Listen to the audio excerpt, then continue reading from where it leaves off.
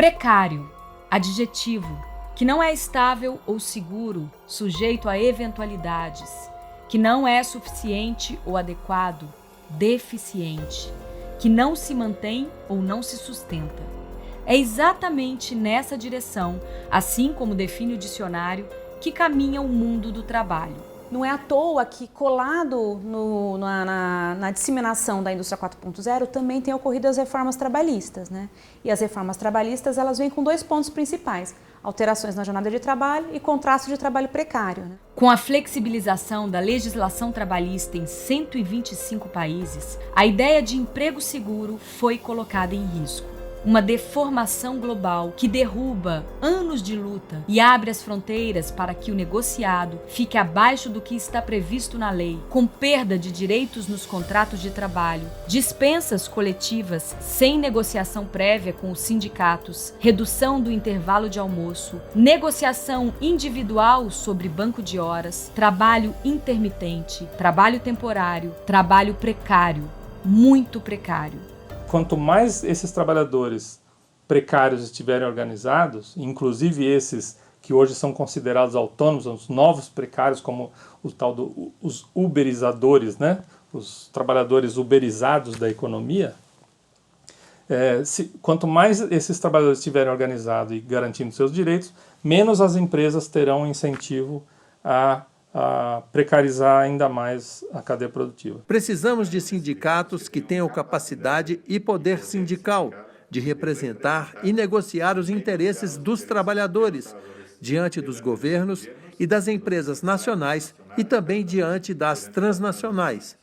Para isso, precisamos de sindicatos nacionais fortes e, ao mesmo tempo, articulados em redes sindicais, para que esses trabalhadores dessas empresas, dessas cadeias de produção, dessas transnacionais, estejam articulados para também construir unidade, uma agenda mínima comum e construir também negociação coletiva, através dos acordos macroglobais que a industrial negocia. Esse quadro é somente parte de um processo extremamente difícil para trabalhadores e trabalhadoras. Soma-se a ele os impactos da indústria 4.0, que substitui parte da mão de obra por uma combinação de máquinas inteligentes e processos digitais. Além disso, há a inevitável mudança nas matrizes energéticas, que trará alterações profundas aos modelos e às formas de produção. E mais, a terceirização sem limites nas cadeias produtivas. Todos esses fatores juntos podem resultar em um dos períodos mais desafiadores da história para trabalhadores e sindicatos. Talvez não vamos poder trabalhar todo o tempo, durante todo o ano. Por isso, precisamos ter políticas sociais, seguro-desemprego em um primeiro momento, depois a renda mínima para sobreviver quando não tenho trabalho, ou renda complementar quando tenho menos trabalho. Há países que já estão experimentando isso. Alguns países nórdicos estão experimentando. De toda a riqueza que é produzida, se cobra impostos, e uma parte disso é redistribuída com um salário mínimo igual para todos. Para ricos, pobres, desempregados, empresários, se distribui de forma igual para todos, uma renda mínima, e cada um usa da maneira que pode. Hoje eu estou empregado, ou com um trabalho parcial, ou estou desempregado, mas sempre tenho algo para sobreviver. Não estou na rua, sozinho, abandonado, sem nenhuma política de proteção coletiva, social do Estado. Para além da precarização do trabalho, a soma desses fatores também acentua as desigualdades em todo o globo. Não é por acaso que entre as 10 pessoas mais ricas do mundo, 6 têm negócios na área digital. Toda essa tecnologia tenta redefinir o que é ser humano. Essas mudanças radicais não podem ficar soltas no chamado mercado livre, que na prática significa deixar a decisão nas mãos de megabilionários, que são os donos da tecnologia e procuram se beneficiar dela. Precisamos ter governança, aprender nossas lições em temas como a física nuclear, a biotecnologia e a engenharia genética. A nossa habilidade para fazer algo não deve ser interpretada como permissão para fazê-lo. E nossos líderes políticos parecem ignorar todos os sinais de alerta vermelho e só pensam em ganhar mais a curto prazo.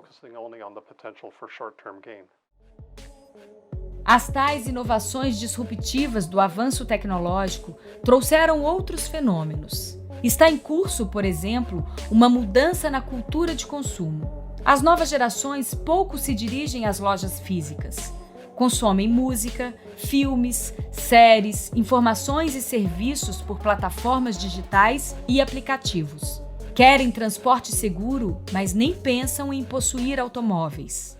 Para que eu preciso ter um veículo, né, e pagar impostos, ter que pagar garagem, pagar pedágio, etc., etc., se eu posso a cada momento ter um transporte barato que venha me buscar e eu não tenho essas outras obrigações. Por outro lado, a gente sabe que o resultado dessa conta é menos produção global. E também a indústria de material de transporte, então automóvel, trem, avião, navio, etc., tem cadeias de produções muito longas. E se você vai diminuir essa parcela de produção global, isso vai ter um impacto no conjunto da cadeia produtiva e que nós precisamos ver que globalmente para onde vão esses empregos. Algumas indústrias começaram a entender que elas precisam ver os seus negócios de uma outra forma. Então, na Alemanha, algumas indústrias automobilísticas, inclusive a própria BMW, que é bastante interessante, pensam, não dá mais para eu ficar fabricando carros para vender. Eu tenho que começar a pensar a fabricação de carros para compartilhar também. Essas mudanças de cultura de consumo impulsionam ainda mais a economia digital e estimulam a criação de novos aplicativos e novas plataformas de serviços. Em princípio, poderia ser uma boa notícia. Mas se as oportunidades de trabalho não forem devidamente regulamentadas, as novas plataformas se tornarão um novo passo para as terceirizações, que reduzem o trabalhador à pura força de trabalho, barata, disponível, desprotegida, utilizada na exata medida das demandas do mercado. É a chamada uberização. Na Alemanha, vemos que empresas tradicionais, pouco a pouco, em alguns aspectos, empregam também essas técnicas de plataforma. Por exemplo, a Siemens contrata trabalhadores independentes para desenvolver, construir algumas coisas. Não é a maioria, não é a grande quantidade, mas há essa tendência também. O outsourcing, terceirização, exatamente são alguns aspectos dessa uberização nas plataformas. Novas maneiras de organizar o trabalho também se refere à plataformização ou gigaeconomia. Essencialmente, é uma maneira de enfraquecer os direitos dos trabalhadores para evitar que os empregadores tenham responsabilidade com o empregado permanente por tempo integral com direito ao salário digno. Usamos como exemplo o Uber. É óbvio que os benefícios da uberização são principalmente para os donos da Uber e não para os motoristas. Na Alemanha temos, pela IG Metall, uma iniciativa para unir esses trabalhadores autônomos nas plataformas.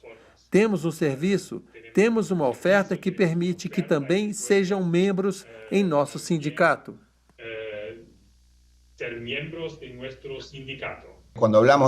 Quando falamos dessas plataformas colaborativas de trabalho, a uberização, etc., se pode trabalhar colaborativamente também em nível internacional, com validação de diplomas, com um monte de questões que trazem uma melhora também no trabalho, nas condições de trabalho e o fluxo de trabalho.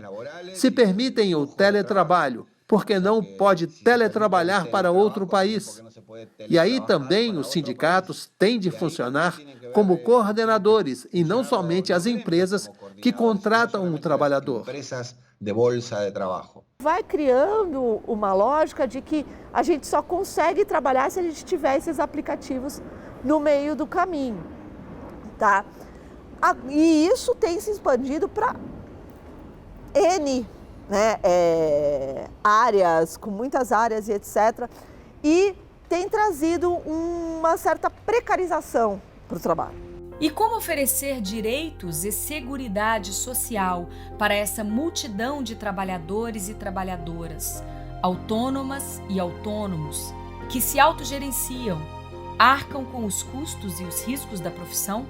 Quanto maior for a nossa capacidade de formular, de se juntar, de fazer a negociação articulada, de conseguir contratos cada vez mais parecidos um com o outro e propor ideias de modelo de desenvolvimento, ideias de como a tecnologia vai transformar o mundo do trabalho e como esse mundo do trabalho tem que se regular daqui para frente, quanto mais a gente estiver juntos, melhor vai ser a nossa interlocução com a sociedade, com os trabalhadores, com o empresariado e com o governo.